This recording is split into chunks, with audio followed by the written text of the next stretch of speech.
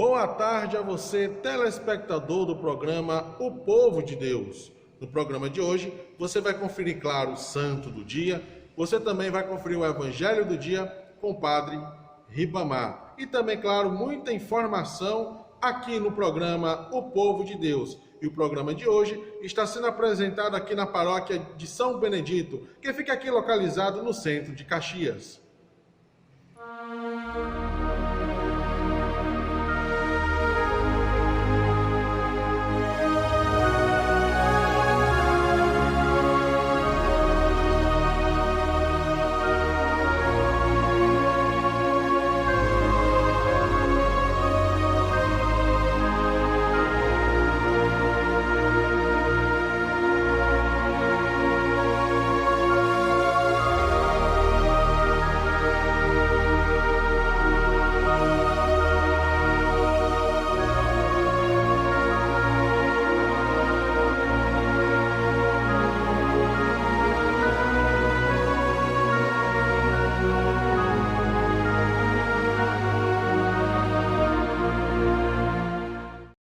Hoje, dia 8 de julho, dia dos santos monges abrahamitas mártires. Esses santos chamam-se abrahamitas por terem vivido em um mosteiro de Constantinopla chamado de Santo Abraão, em tempo do imperador Teófilo, que perseguia os que veneravam as santas imagens. Mandou-lhes ordem um dia para que entregassem umas pinturas que se guardavam no mosteiro ou que eles mesmos as arrojassem ao fogo. Os religiosos recusaram obedecer a esta ordem e, além disso, dirigiram ao imperador uma memória em que provavam que o culto das sagradas imagens vinha da tradição e era conforme ao espírito da Santa Igreja. O imperador enfureceu-se com a resistência, ordenando que fossem todos lançados fora do mosteiro e expulsos de Constantinopla. Uma escolta de soldados foi executar esta medida violenta, obrigando os religiosos a sair e conduzindo-os ao ponto Eusino, sempre debaixo de custódia. Não se satisfez com isso o fanatismo ímpio de Teófilo. Deu instruções para que fossem maltratados, a fim de que compreendessem o que custava desobedecer-lhe.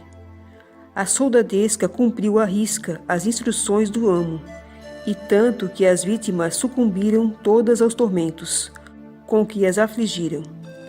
Os corpos dos santos ficaram destroçados no próprio lugar do holocausto, que foi a 8 de julho de 832. Deus, porém, indicou aos cristãos o lugar das veneráveis relíquias, que recolheram com a maior devoção e a que deram honrosa sepultura, operando o Senhor, por esta ocasião, prodígios para mostrar aos homens quão luminosa é a esteira deixada pelos seus santos. Todos os que querem viver piamente em Jesus Cristo padecerão perseguição. Logo, a virtude e a religião em todo o tempo foram perseguidos. Esta perseguição é tão antiga como o mundo. Pode-se dizer que a perseguição é a herança dos escolhidos, e é bem certo que nem sempre é a mais cruel a que vem da parte dos ímpios. A mais sensível é a que hesitam aqueles mesmos que fazem profissão de virtude e que deveriam ser os seus mais acérrimos defensores. Ensinai-me, Senhor, o verdadeiro caminho dos vossos mandamentos e aplicarei o resto de meus dias a segui-lo. Santos monges abrahamitas mártires, rogai por nós.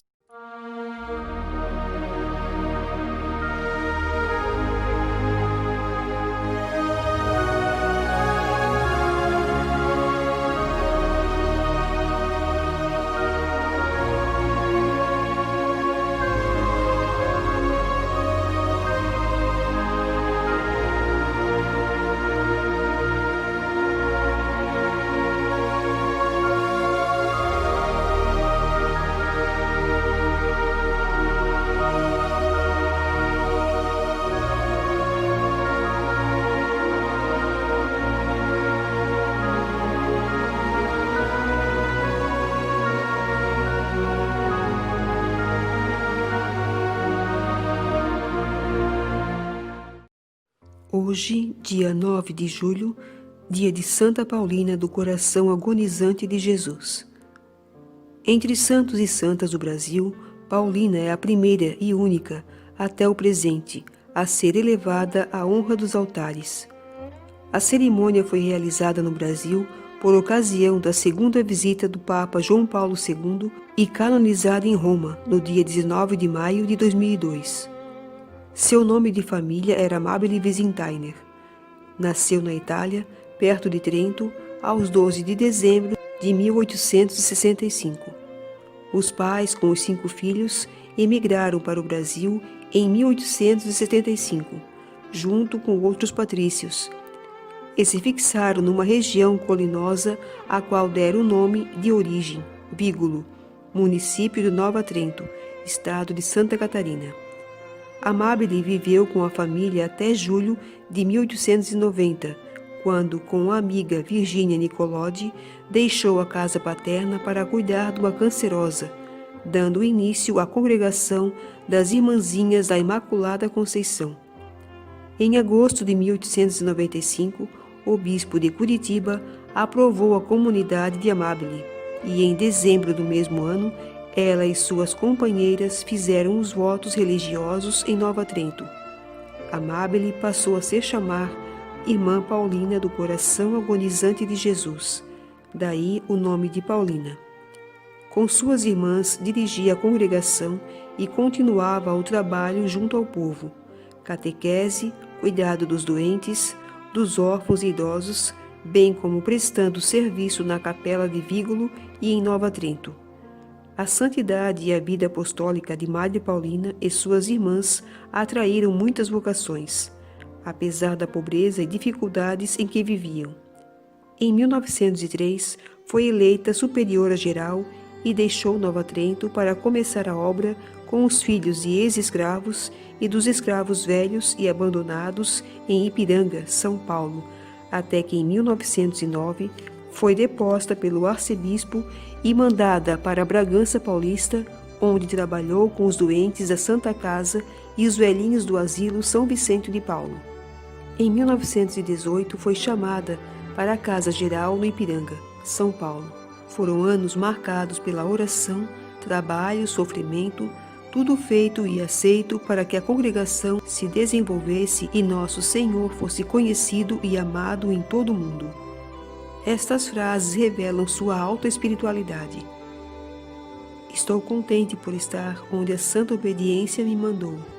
O meu desejo é trabalhar, obedecer e morrer abandonada por todas as criaturas deste mundo, somente lembrada por meu caro Jesus que tanto amo. Às suas filhas recomendava: confiai sempre e muito na divina providência. Nunca, jamais desanimeis, embora venham ventos contrários. Novamente vos digo, confiai em Deus e em Maria Imaculada. Movida pela glória de Deus e o bem do próximo, queria chegar com suas irmãs a todos os países. Mulher de fé e coragem, vibrou de alegria quando as irmãzinhas foram trabalhar com os índios no Mato Grosso. Madre Paulina sempre testemunhou grande amor e obediência ao Santo Padre e aos bispos e nutria predileção especial pelos sacerdotes. O centro de sua vida espiritual era Jesus na Eucaristia, que visitava frequentemente e fazia longas adorações. Outra grande devoção foi Maria Imaculada de Lourdes e São José, a quem chamava o Nosso Bom Pai. Em 1938, ela, que era diabética, precisou amputar a mão e depois o braço direito, devido a uma gangrena, e aos poucos foi perdendo a visão até ficar cega. Morreu em 9 de julho de 1942, deixando nos presentes a impressão de uma alma santa que entrava no céu, após viver sempre com o espírito de humildade e simplicidade evangélica. Suas últimas palavras foram: seja feita a vontade de Deus. Ó Santa Paulina, que puseste toda a confiança no Pai e em Jesus, e que, inspirada por Maria, decidiste ajudar o povo sofrido, Nós te confiamos a igreja que tanto amas, nossas vidas, nossas famílias, a vida consagrada e todo o povo de Deus. Santa Paulina, intercede por nós junto a Jesus, a fim de que tenhamos a coragem de lutar sempre na conquista de um mundo mais humano, justo e fraterno. Amém. Santa Paulina, rogai por nós.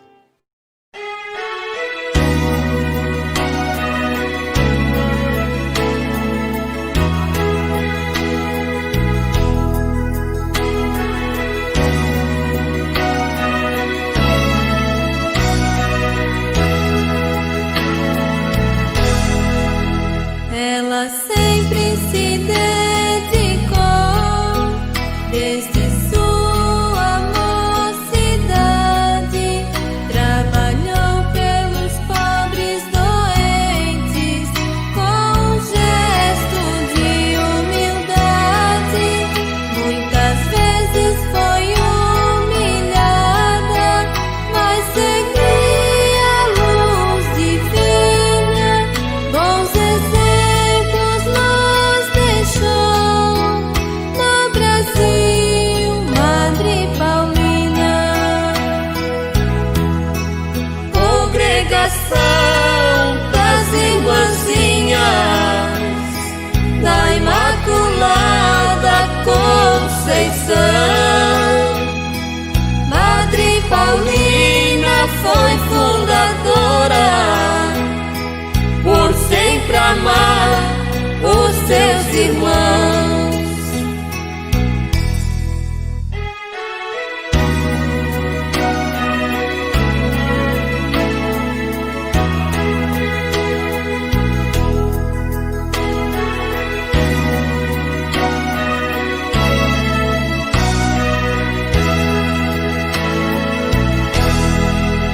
Ela sempre se dedicou, desde sua mocidade, trabalhou pelos pobres doentes, com um gesto de humildade.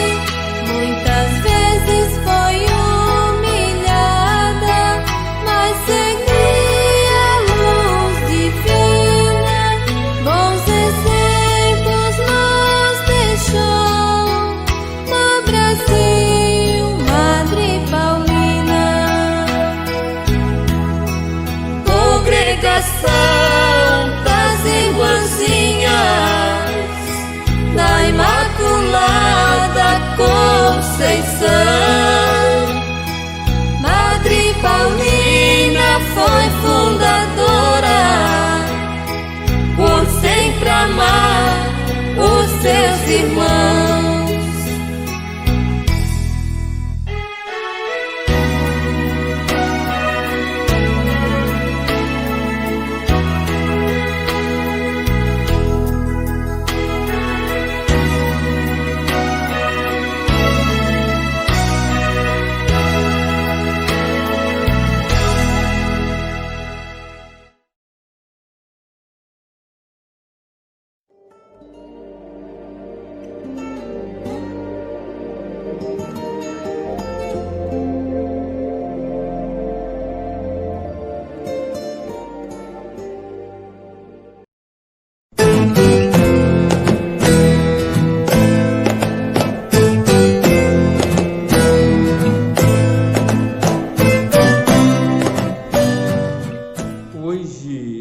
Na leitura que vamos ouvir, vamos ver Jesus chamando pessoas, chamando seus discípulos.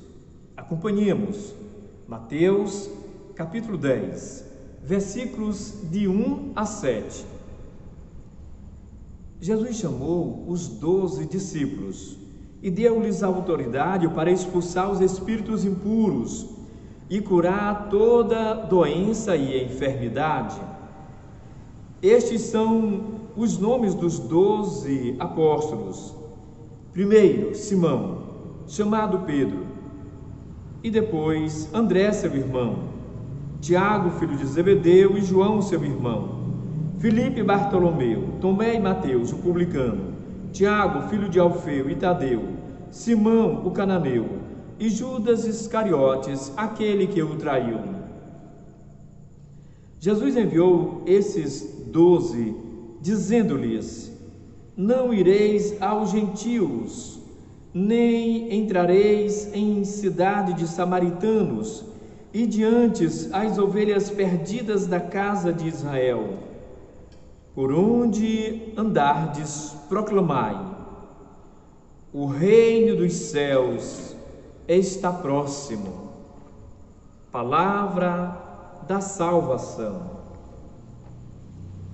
Querido povo de Deus, hoje vamos ver este evangelho com duas grandes expressões. A primeira, do chamamento. Cristo que chama, escolhe do jeito que quer, quem Ele quer. É Deus que escolhe, é o Espírito Santo que escolhe, é Jesus que escolhe. Talvez não escolheu os homens mais santos ali na Galileia.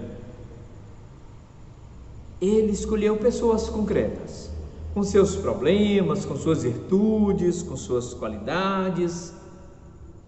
Jesus chama quem Ele quer. A escolha de Jesus para a missão. É Ele que fascina o coração humano pelo reino de Deus. Sem esse fascínio, não tem vocação. Se um espírito tocar na alma da gente, não tem resposta. Segundo,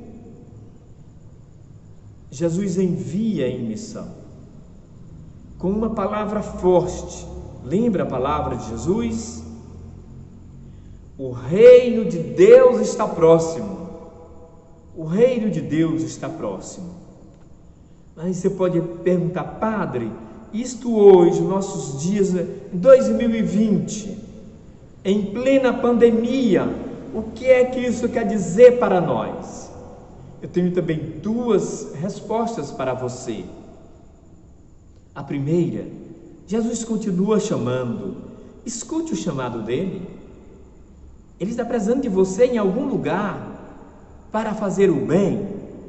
Para fazer o bem. Diga sim. Veja, perceba, quando Jesus lhe convoca, quando Deus lhe convoca. A segunda é que tudo é possível para aquele que ama. Grande encontro com Jesus. Tem um grande encontro com Jesus. Grande encontro com a pessoa de Jesus dá uma grande resposta, um grande vocacionado, um homem santo, uma mulher santa, que aonde estiver vai fazer o bem. Grande encontro com Deus. Acontece grandes coisas com essas pessoas. Faça uma grande história de amor com Deus, com Cristo.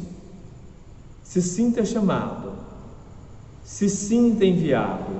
Para onde?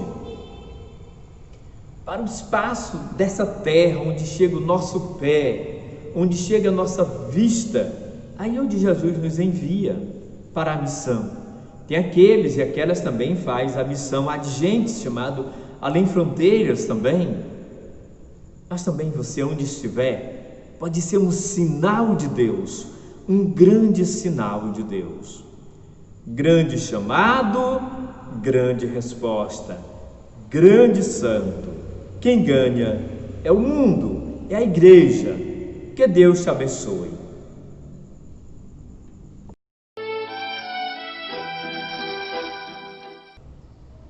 Uma das experiências muito profunda, bonita, de visitas, de missão, de solidariedade.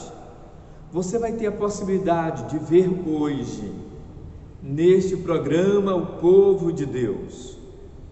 O padre, nos lugares onde as missas foram suspensas devido à pandemia, o padre levou o Santíssimo Sacramento e abençoou as casas, mesmo de longe. Você vai poder acompanhar, mas como é a presença do Santíssimo, aproveite hoje esse programa para fazer algo um pouco diferente. mais místico, mais espiritual. Faça deste momento um momento de se falar-se com Deus, momento orante, de espiritualidade. Sinta-se unido com nossos irmãos do campo, nossos irmãos da roça, nossos irmãos lavradores, nossos irmãos das comunidades. Então você reza com a gente, olhando para o Santíssimo, olhando também para aquelas famílias, rezando também por elas, para que elas não se sintam sós. Sabemos muito bem que a vida do interior não é tão fácil. Recorde também que a maioria de nossos familiares, sobretudo os mais antigos, vieram do campo, vieram da roça. Jesus visitou esse povo para dizer que Deus não esqueceu deles. Deus visitou essas pessoas através do Santíssimo Sacramento. Levou a sua bênção, o seu favor e a sua graça. Acompanhando as imagens, faça também a sua oração. Amém. Jesus, sacramento do Pai. Jesus Cristo, que visita as comunidades do interior, devido à pandemia, as missas foram suspensas nas comunidades rurais, nas comunidades do interior. E aí, o padre veio dar uma bênção em cada casa, uma bênção nas famílias, uma bênção ao povo de Deus, com o Santíssimo Sacramento.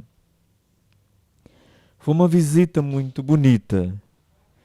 Aproveitamos também para levar a cesta básica, para levar o álcool 70, máscaras, levar o pão da Eucaristia e também o pão espiritual. É evidente, as pessoas não receberam a comunhão, mas receberam uma bênção especial do Senhor. É uma forma de dizer que, apesar deste distanciamento, apesar das missas nas comunidades rurais terem sido suspensas, mas Deus não esqueceu do seu povo. A paróquia não esqueceu o seu povo. O padre não esqueceu o seu povo. Essa bênção marcada com lágrimas, com profunda emoção, com muita espiritualidade, com devoção, com amor a Cristo. Faz parte da história agora da nossa paróquia de São Benedito, Caxias. Faz parte desse tempo do mundo em que as pessoas foram acometidas deste vírus, o Covid-19. E nesse momento histórico, nesse fato histórico, Deus visita o seu povo na pessoa de Jesus Eucarístico. Ele que disse: fazei isto em memória de mim.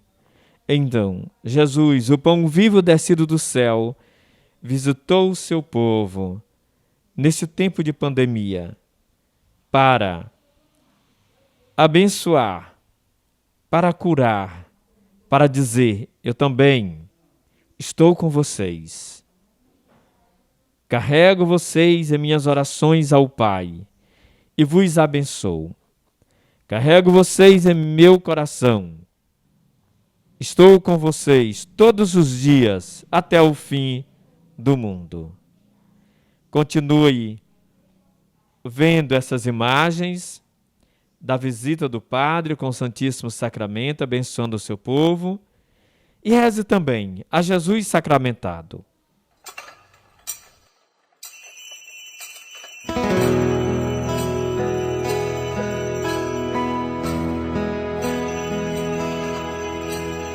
Tão sublime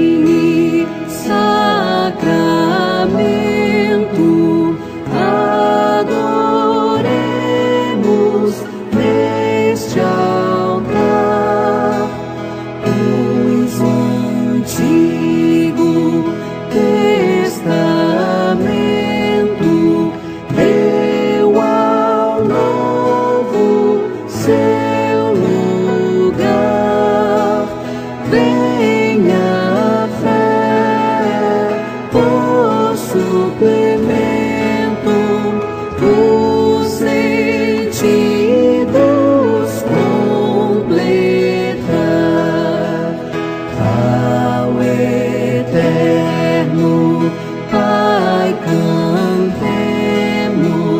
e a Jesus o Salvador,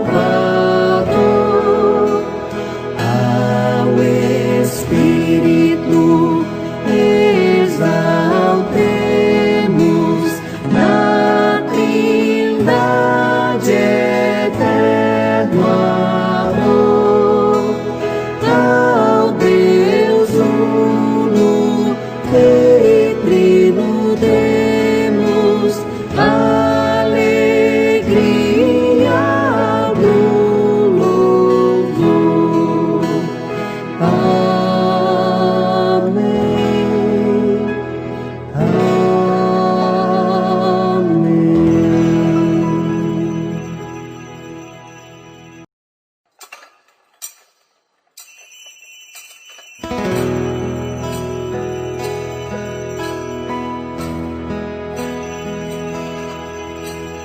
Tão sublime sacramento, adoremos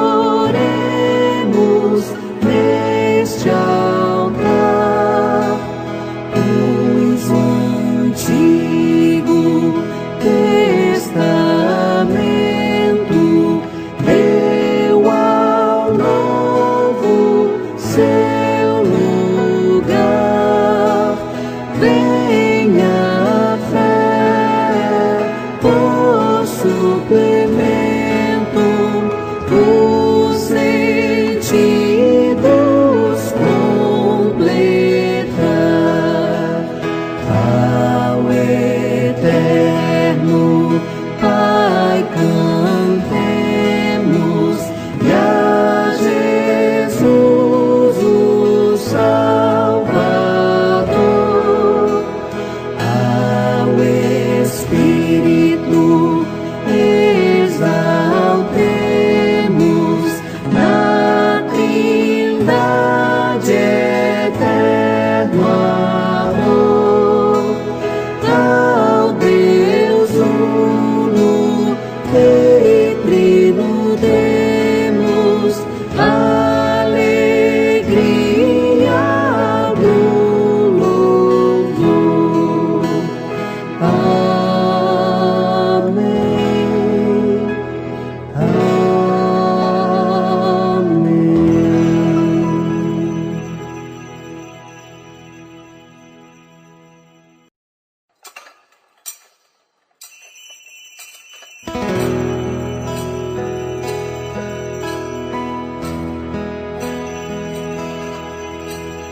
Tão sublime sacramento, adoremos neste altar, pois o Antigo Testamento deu ao Novo seu lugar. Venha a fé por suplemento, os sentidos completar, ao eterno Pai cantemos e a Jesus o Olá, você acompanha a partir de agora o Boletim Igreja no Brasil com as principais notícias da semana.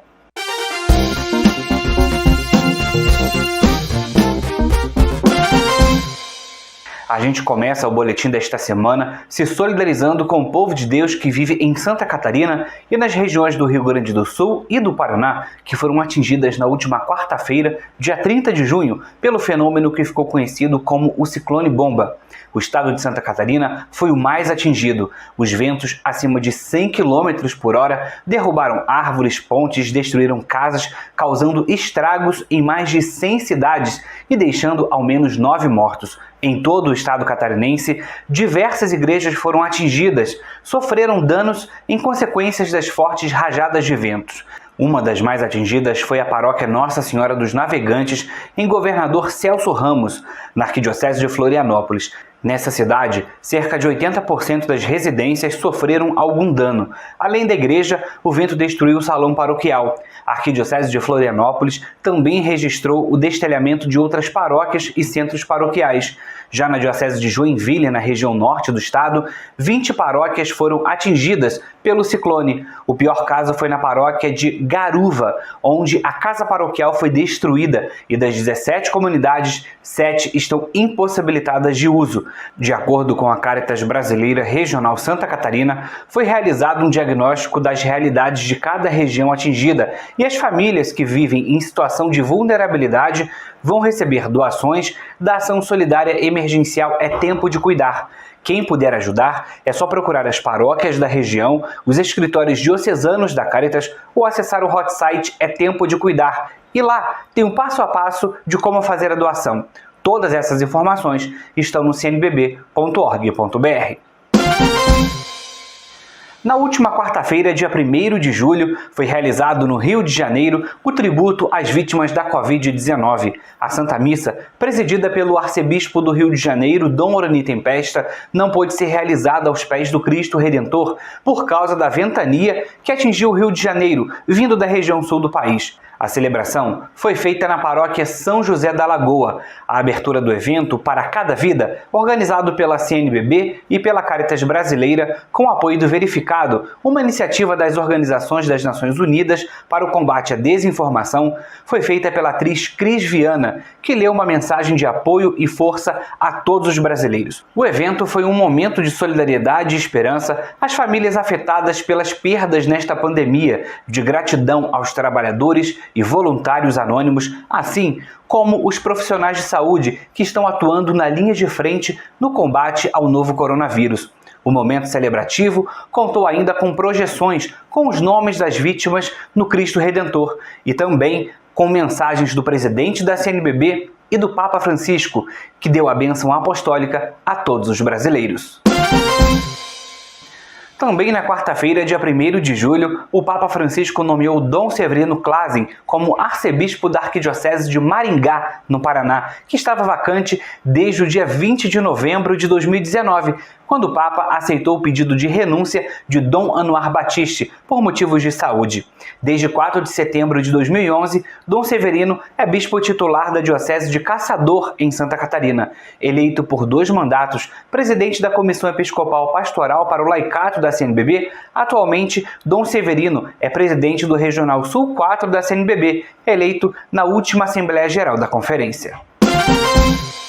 No dia 29 de junho, solenidade de São Pedro e São Paulo, foi criada a Conferência Eclesial da Amazônia. O comunicado foi assinado por Dom Miguel Cabrejos Vidarte, presidente do Conselho Episcopal Latino-Americano, o CELAM, e pelo cardeal Cláudio Umes, presidente da Repam Brasil e da Comissão Episcopal Especial para a Amazônia da CNBB. Dom Cláudio foi eleito presidente da Conferência Eclesial da Amazônia. A proposta do organismo episcopal é promover a sinodalidade entre as igrejas da região da Amazônia e que encontre novos caminhos para a missão evangelizadora na região. Mais detalhes no cnbb.org.br. Já está disponível o subsídio Amados e Chamados por Deus para o mês vocacional, que foi instituído no Brasil há quase 40 anos. O material foi elaborado pela Comissão para os Ministérios Ordenados e a Vida Consagrada da CNBB. O mês vocacional é um momento para celebrar e homenagear todas as vocações no decorrer das semanas de agosto. Em cada uma delas, de domingo a sábado, todos são convidados a voltar atenções para um grupo específico de vocações. No subsídio que está disponível no site das edições CNBB, há 3 propostas de terço vocacional, que poderão ser recitados em família ou em grupo, e 3 opções de eventos ou iniciativas que poderão ser organizados nas comunidades. As propostas do documento devem ser utilizadas de acordo com as realidades e necessidades de cada comunidade. O material pode ser acessado no ediçõescnbb.com.br. Confira também no portal da CNBB. Caritas Brasileira entrega mais de 300 cestas básicas no Agreste e no Sertão de Pernambuco. Comissão para a Juventude da CNBB reúne padres referenciais nos regionais da conferência. Arcebispos de Salvador, Vitória da Conquista, Santarém e Manaus são os bispos que vão receber o palio arquiepiscopal abençoado pelo Papa Francisco. Bispos do Regional Leste 2 da CNBB se reuniram virtualmente para tratar temas que seriam abordados na Assembleia Regional e no encontro dos coordenadores diocesanos de pastoral, previsto para os dias 15 a 18 deste mês. Regionais Nordeste 1 e Nordeste 2 da CNBB promovem no dia 10 de julho seminário online da Sexta Semana Social Brasileira. O Boletim Igreja no Brasil fica por aqui. Não se esqueça de acompanhar as novidades da CNBB se inscrevendo aqui em nosso canal, além de curtir e compartilhar, é claro. Até a próxima!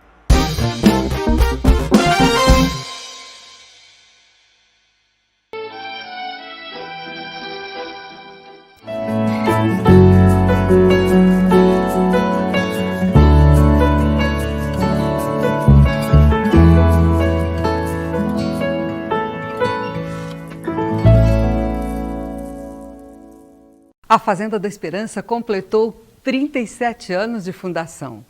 Hoje, vamos acompanhar como essa história foi construída e apresentar outras atividades que desenvolvemos em diversas áreas.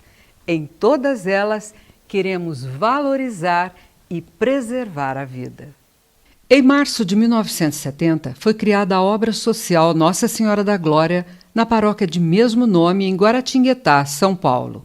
É uma entidade sem fins lucrativos que tem como finalidade prestar serviços socioassistenciais de proteção básica e social, especialmente às pessoas em situação de exclusão e de risco social, como dependentes químicos e alcoólatras, portadores do HIV, mulheres, crianças, adolescentes e famílias em situação de risco social. No início da década de 80, com o objetivo de colocar em prática os ensinamentos do Evangelho e as pregações de seu pároco, Frei Hans Stapel, Nelson Giovanelli aproximou-se de um grupo que usava drogas em uma esquina do bairro Pedregulho, o mesmo da obra social. E surgiu dentro de mim um desejo de fazer a mesma experiência que Jesus havia feito, ou seja, de vir não pelos que estão bons, mas por aqueles que estão mal hoje na sociedade. Só que era difícil para mim porque eu sempre vivi num ambiente sadio, nunca frequentei um ambiente pesado. Mas foi justamente a força do amor que me impulsionou a ir de encontro a eles e dirigir a palavra a um deles, pedindo que me ensinasse a fazer alguma coisa do que sabia fazer. Para ele foi um choque grande, porque sabia que eu era de outro ambiente, mas ao mesmo tempo sentia uma alegria de saber que tinha alguém que estava se interessando, sem ter outras intenções com ele, né? E por causa disso, uma amizade cresceu muito forte entre nós, entre eu e ele me apresentou aos seus outros colegas. E a partir daí, através de vários contatos, várias conversas que nós tivemos juntos, nasceu uma amizade grande em todo aquele grupo e um respeito mútuo muito maior entre eu e eles. Como ganhou a confiança do grupo, Nelson recebeu um pedido de ajuda de um de seus membros, Antônio. Ele disse que não aguentava mais ver sua mãe chorar, sofrer e queria deixar as drogas. Isso aconteceu no dia 29 de junho de 1983. Com o passar dos dias, os outros jovens do grupo também resolveram mudar de vida e foram viver em uma casa alugada, formando assim a primeira comunidade. Desde o início, os jovens eram acompanhados e incentivados por Frei Hans, tanto na paróquia como nas primeiras comunidades rurais em Guaratinguetá. Dessa forma, o acolhimento de dependentes químicos foi incorporado à obra social Nossa Senhora da Glória. O trabalho cresceu e os primeiros jovens partiram Brasil afora, abrindo novas fazendas, como em Coroatá, Maranhão, em Lagarto, Sergipe e outros estados. Atualmente, a Fazenda da Esperança está presente em todos os estados brasileiros.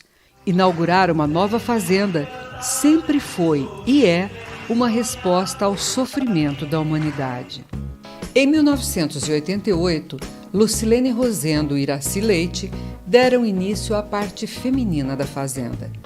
Em um pequeno apartamento dentro da obra social, elas acolheram as primeiras jovens que queriam se livrar dos vícios. Mais tarde, um grande centro de acolhimento foi construído no bairro São Manuel, em Guaratinguetá. E com o passar do tempo, novas casas para acolhimento de mulheres foram inauguradas em diversos lugares. Porém, com o tempo, todos compreenderam que a missão da Fazenda da Esperança não era só resgatar pessoas das drogas, mas levar esperança a quaisquer sofrimentos que se apresentassem.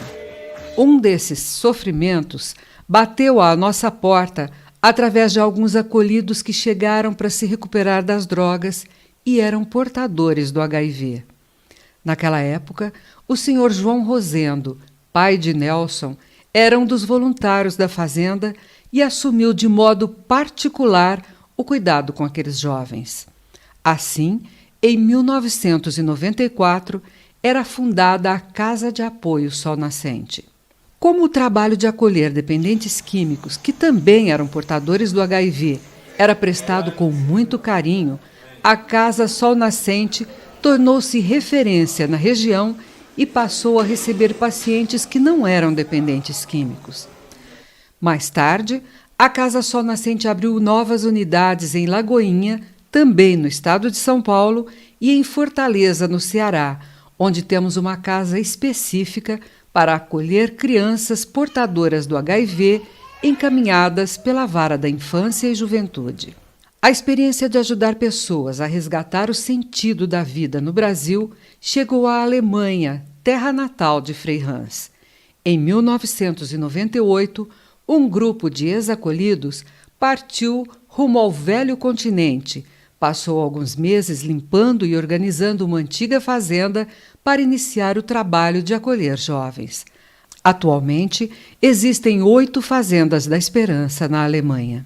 Com o passar dos anos, além do Brasil, a Fazenda da Esperança atendeu pedidos de abertura de novas fazendas em mais 22 países, chegando a quase 150 comunidades. Tantos movimentos que estão nascendo são pessoas que se inspiram no Evangelho, colocam em prática, e aqui tem uma força, não sei, que vem direto de Deus e que renova a igreja. Enquanto alguns jovens que concluíam seu ano de acolhimento espalhavam voluntariamente essa experiência pelo mundo, outras necessidades apareceram aqui no Brasil, como, por exemplo, as residências terapêuticas.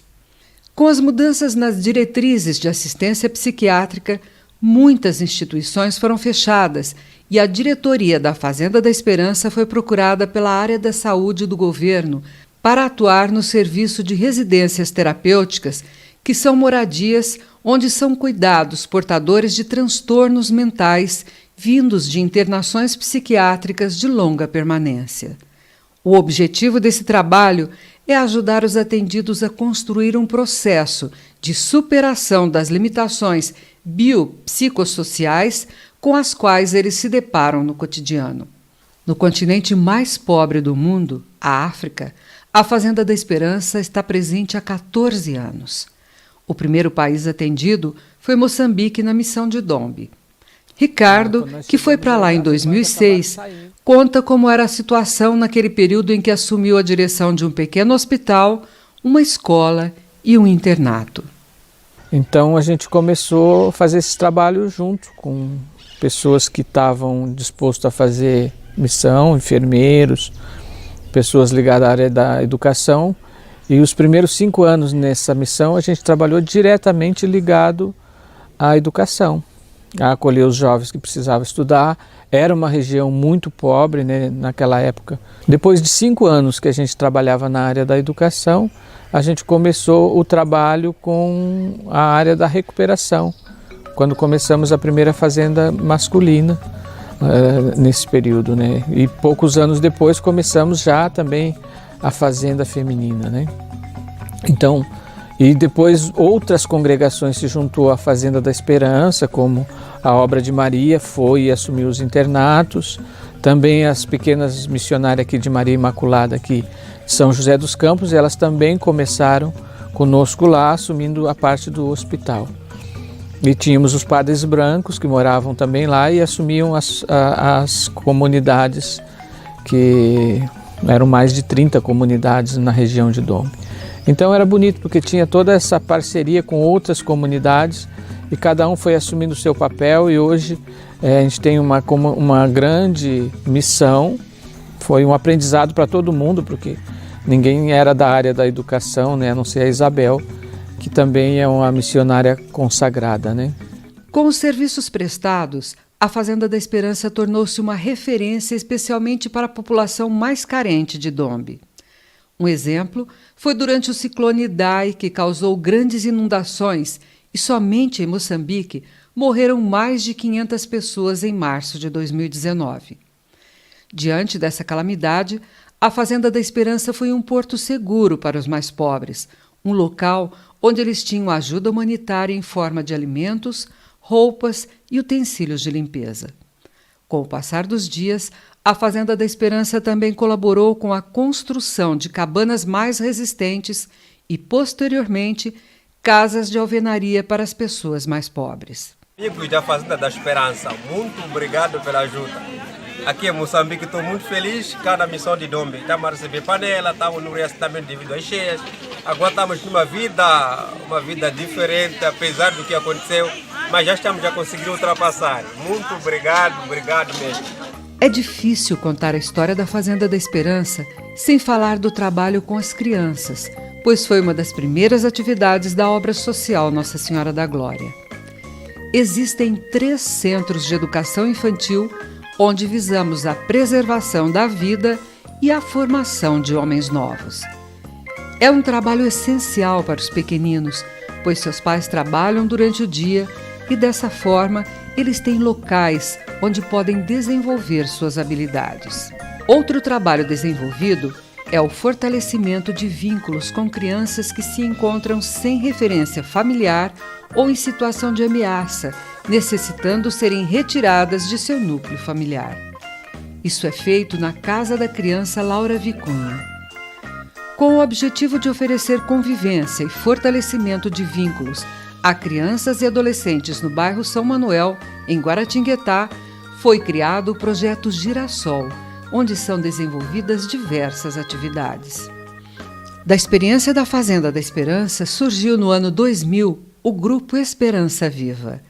O objetivo é apoiar famílias, dando-lhes espaço de trocas de experiências e orientações para prevenir o problema de drogas ou superar esse problema, se ele já existir, e fazer com que voluntários unam-se e possam trabalhar nessa linha, servindo sua comunidade. Para divulgar essas experiências à sociedade, existe o Retorno à Vida. Esse trabalho é feito através de meios de comunicação, onde a Fazenda da Esperança apresenta sua experiência, promove formação e prevenção. 2020 chegou e um sofrimento que abala o mundo também bateu à nossa porta: o coronavírus. Quando as instituições governamentais recomendaram às pessoas para ficar em casa, nosso fundador Frei Hans pensou: e os que não têm casa? De março até agora, já acolhemos mais de 1.000 pessoas que viviam nas ruas em plena situação de vulnerabilidade. Jamais podíamos imaginar que Deus quisesse isso de nós. Mas quando Deus chama uma obra, um carisma, Ele mesmo vai fazer a gente entender. E bonito, Ele manda outros que colaboram, que sentem. Hoje a Família da Esperança tem mais de 1.000 membros. Esse grande movimento em favor da vida acontece porque pessoas, voluntariamente, aceitam o desafio de servir. Em nosso programa anterior, por exemplo, acompanhamos a história de Dom Mário Rino Sivieri, um amigo que, por cerca de 30 anos, foi um dos nossos grandes colaboradores e partiu para a casa do pai. No último dia 29 de junho, data em que a Fazenda da Esperança completou 37 anos, mais 2 jovens, Luciano e Jean Paul, foram ordenados diáconos na Fazenda da Esperança de Guaratinguetá. Daqui a um tempo, serão padres dispostos a dizer sim, acompanhando nossos acolhidos e ajudando-os a encontrar um sentido novo para suas vidas. Dessa forma, comemoramos mais um aniversário. Compreendemos que não existimos somente para ajudar pessoas a sair do mundo das drogas, mas para sermos canal de esperança onde estivermos. E assim está crescendo a obra. Eu me pergunto muitas vezes, Deus, o que você ainda quer de nós? Para onde você quer nos levar? Mas sempre dizemos, seja feita a tua vontade. 37 anos, obedecemos a Deus. E vamos continuar a obedecer aquele que Ele quer, nós também queremos.